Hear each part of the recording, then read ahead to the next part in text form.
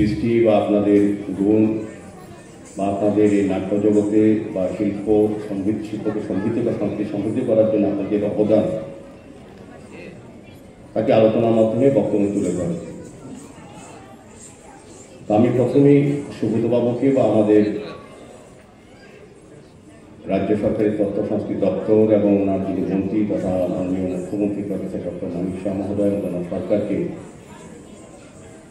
ধন্যবাদ জানাই যে যেটা আমাদের রাজ্যে এখানে বক্তারা বক্তব্যে আলোচনা রেখেছেন এবং আপনারা যারা এই আজকের এই সভায় উপস্থিত আছেন, বিশেষ করে যারা নাটক নিয়ে কাজ করেছেন, নাট্যশিল্পকে যারা সমৃদ্ধ করেছেন এক সময়, যারা এখনো আমাদের সঙ্গে আছেন বা যারা আগে করে গেছেন, যারা এখন নেই, প্রত্যেককে শ্রদ্ধা জানানো, সম্মান জানানো এবং তাদের কাজকে আর এগিয়ে নেওয়ার জন্য প্রতিযোগিতামূলক কর্মসূচির মাধ্যমে নাট্যশিল্পকে প্রতিষ্ঠা করা, সমৃদ্ধ করার ক্ষেত্রে আগামী প্রজন্মের কাছে দায়িত্ব দেওয়ার নিরিখে এখন থেকে ছোটো ছোটো শিল্পী তৈরি করা, যারা আগামী দিনে এই শিল্পকে আরও সমৃদ্ধ করবে, এগিয়ে নিয়ে যাবে। যেটা প্রায় আগে আমরা যখন ছোটো ছিলাম, এখানে অনেকে আছেন, ব্যক্তিগত ব্যক্তি নিয়ে শিল্পীরা অনেক ব্যক্তি নিয়ে আমার ছোটো ভাই মানব এই নাটক নিয়ে যাত্রা নিয়ে কাজ করে, তারা নির্দিষ্ট প্রফেশনের বাইরে গিয়েও এটা তাদের কর্তব্য, দায়িত্ব যে সার্বিক মানুষের উন্নয়নের পাশাপাশি শিক্ষার সঙ্গে পাশাপাশি এই গুণাবলী শিশুদের মধ্যে থাকা উচিত। সমৃদ্ধ মানুষ বা পরিপূর্ণ ব্যক্তির হতে হয়।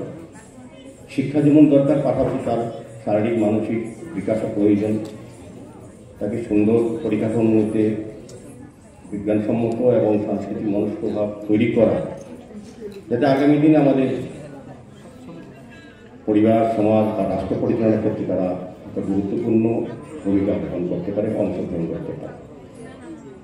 সেভাবে আমাদের সরকার কাজ করছে।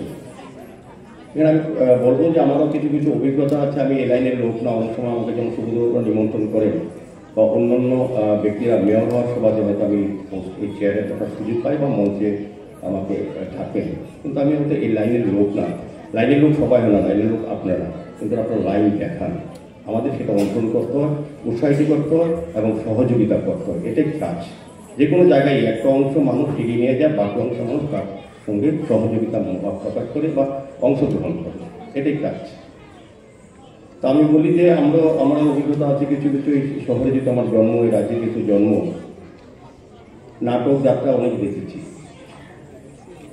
আগে সারা রাত্রি চিলড্রেন্স পার্কে, পরবর্তী সময় মুকুন্দ মঞ্চে, দুর্গাবাড়ি মঞ্চে, রবীন্দ্র ভবনে সারা রাত শুধু নাটক যাচ্ছে না, আমাদের সাংস্কৃতিক ধারাটা একদম ছিল রাজ্যে। দর্শক এবং শ্রোতা একটা তৈরি হয়েছিল। সারা রাত্রি ব্যাপী মানুষ অনুষ্ঠান দেখতেন, চন্দ্রসঙ্গীত আসন দেখেছি, সারা রাত্রি মানুষ থাকতেন। কিন্তু মাঝখানে এটা একটা যেন কোনো না কোনো কারণে, আমি বলতে চাই না সেই ক্ষেত্রটা, কোনো না কোনো আপনাদের উপলব্ধি অনুধাবন অনেক বেশি তারা এটার সঙ্গে যুক্ত আছে। কোথাও বাধাপ্রাপ্ত হয়েছে বা কোথাও মহলটা নষ্ট হয়ে গেছিল, দর্শক বা শ্রোতারা কিন্তু সরে গিয়েছিল। কিন্তু আস্তে আস্তে আমি বলবো আমাদের সরকার আসার পর বিশেষ করে এটা বলতে আপত্তি নেই, সেটা পরিবেশ বা মহল তৈরি হয়েছে, এটাকে বাঁচিয়ে রাখার দায়িত্ব আপনার আমার, যারা মঞ্চে আছি, যারা বাইরে আছি, তারা সংখ্যাটা বেশি মঞ্চের প্রতি, যারা থাকে অতিথি তাদের দায়িত্বটা বেশি।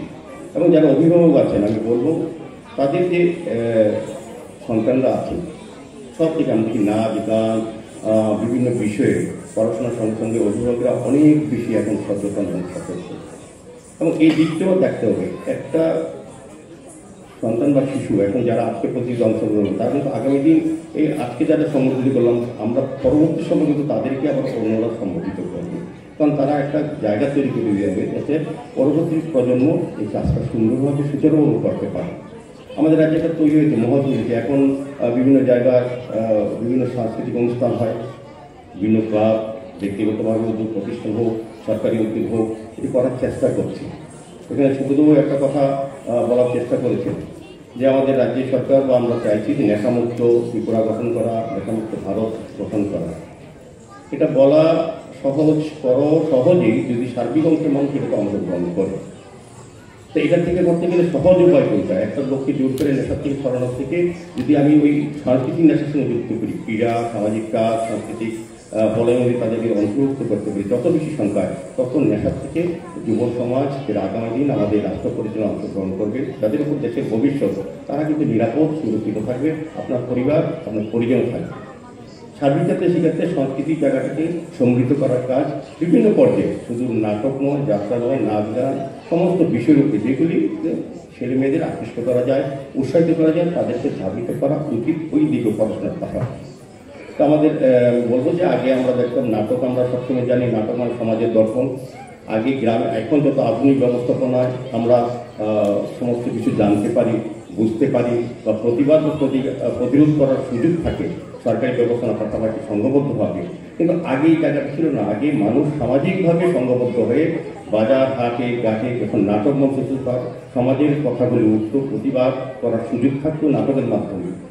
এবং উপস্থিত আছেন যিনি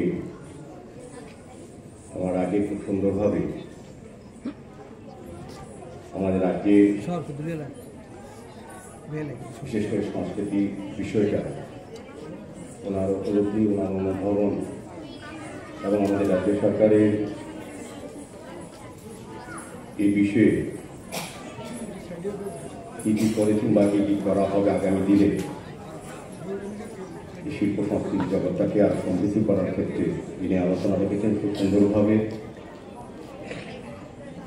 শ্রী সুব্রত চক্রবর্তী মহোদয়, মাননীয় ভাইস চেয়ারম্যান, রাজ্যভিত্তিক সাংস্কৃতিক উপদেষ্টা কমিটি ত্রিপুরা সরকার।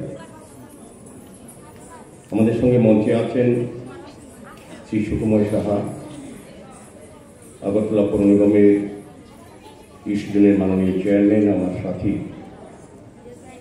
মাননীয় প্রোপারেটর সুকুমার সাহা মহোদয়।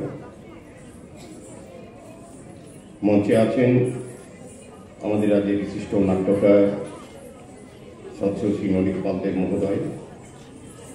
আমাদের সঙ্গে মঞ্চে আছেন